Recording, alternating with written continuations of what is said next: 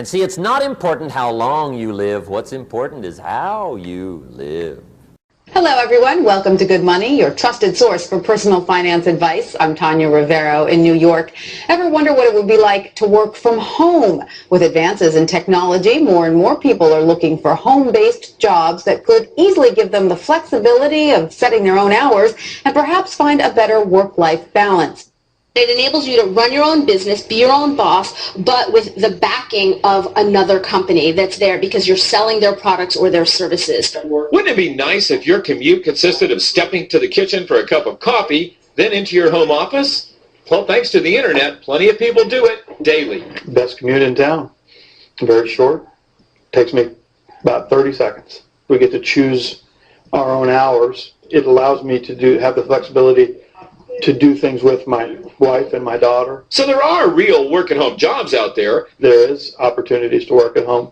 You just need to find out what type of an opportunity you're best suited for and research it and pursue it. For Money Talks, I'm Stacy Johnson. It's an automated way to make money on the internet. So, how does it work? And why would you share it with somebody? This is exactly how this works. All right. So you've got these big Fortune 500 companies, household names, companies with household names, right, that they have a lot of money allocated to advertising. And you see this every day. You turn on your TV, you see advertising. You turn on the radio, you hear advertising. Print magazines, all this stuff. Well, these companies have big advertising budgets and they allocate it in different places. One of the places that they allocate it is to the internet. They have a large portion of their budget set aside to advertise online.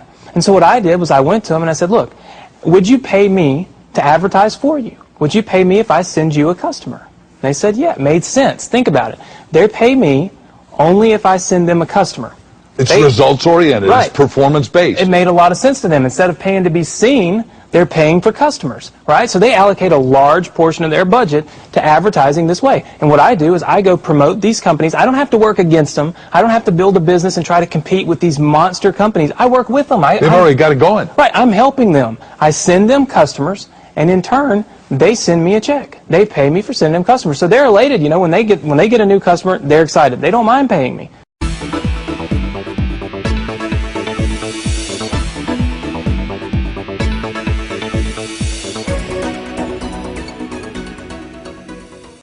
Hi, my name's PJ, and welcome to our short presentation. Have you ever wondered how the rich keep getting richer while broke people stay broke and the middle class seems to be shrinking? Well, this isn't nearly as mysterious as it may appear when you examine the specific differences in how broke people, the middle class, and the rich spend their money.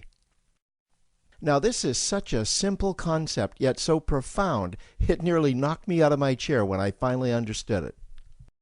I'm going to show you exactly how the rich spend their money, and you can evaluate for yourself why they keep getting richer and the broke keep getting broker, and why the middle class remains so stressed out. Now, to get started, I'd like to review some financial terms we'll be using during this presentation. The terms that you need to be familiar with are cash flow, which means money you bring in, expenses, which means money you spend, assets. Now, this is the most confusing one. You're probably familiar with the traditional definition of an asset, which is something you own or have equity in. However, back in the 1990s, Robert Kiyosaki introduced us to a new definition of an asset in his groundbreaking Rich Dad, Poor Dad series of books. Robert taught us that an asset is something that pays you, and that's the definition we'll be using here. Liabilities is the last term, and it's defined as things that cost you money. As an example, a house is typically viewed as an asset, but can it actually be a liability? Yes, with our revised definition, anything that costs you money is a liability, not an asset. If you have a mortgage, your house is an asset to your banker because it pays him or her every month. But could a house also be considered an asset to you? Yes, in the right circumstances it could, when it pays you money. Let's say you buy a house and you rent it out, and it paid you a positive cash flow every month after all expenses. That would then be considered an asset. Now, one more time with the terms, just to be very clear before we continue. Cash flow is money you make. Expenses, that's money you spend. An asset pays you, and a liability costs you. Now let's take a look at how broke people spend their money. Now, when I say broke people, I'm not referring to the destitute. I'm speaking about that large portion of our society that lives from paycheck to paycheck and who never seem to have any money. In fact, most times there's more month left at the end of their money, and I'm sure many of you can relate to that group. On payday, broke people buy what I'm going to call stuff. Well, what's stuff? Well, that's inexpensive things that people buy that they don't really need to survive. You go into someone's house and you can't find any counter or tabletop space in the whole house because of all the stuff on it. Their house and their cars are full and cluttered with stuff. Well, where do they get all this stuff? They buy it at the flea market, at the garage sale, at the dollar store, at the craft show. So cash flow comes in and then it goes straight out the expense column to buy stuff. You see, broke people never really educate themselves on assets and liabilities. They justify buying all of this stuff by claiming that it costs so little.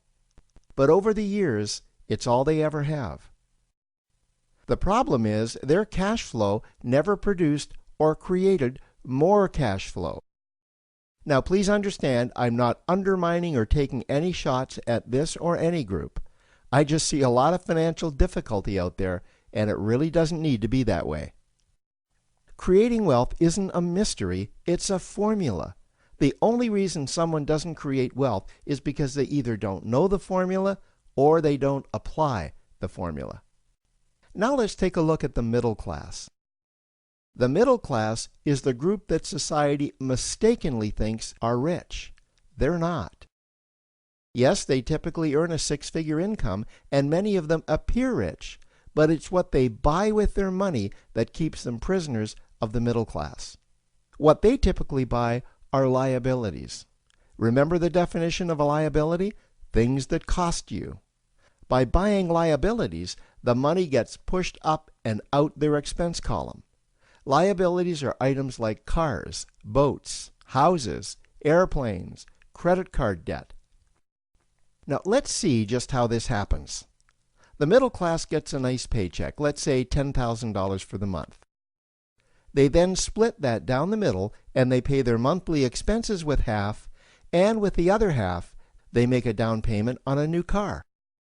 The car costs $5,000 down, and after they add on the insurance and the maintenance, that liability now costs $1,100 new dollars every single month. A few months go by, and they want a boat, then a vacation home, a Rolex watch on their credit card, a vacation on their credit card. And before you know it, their liabilities have raised their expense levels to near or above their income levels. They actually spend equal to or more than they make. Meaning that they have to go to work and make a certain amount of money every single month just to cover their liabilities. The other important issue with both broke people and the middle class is that normally all of their cash flow is dependent on their own effort, meaning that they've educated themselves to exchange their knowledge and expertise for someone's money. Also, the money they earn is usually the highest taxed form of income. Here's an example. An attorney is knowledgeable about law, so people pay him or her in exchange for that knowledge on an hourly basis. The problem here is that if the attorney isn't sharing that knowledge with a client, then the attorney isn't making any money. This causes lots of stress and anxiety in their lives, and if you ever ask them to take an afternoon off to play golf with you, well, they very rarely can because of how much money it'll cost them to take that time off. On the surface, life's pretty good. The reality is that it's a roller coaster ride. That's the middle class. Now, I know this group very well because for a great deal of my adult life, that was me. Now let's take a look at how the rich people spend their money. Rich people acquire assets.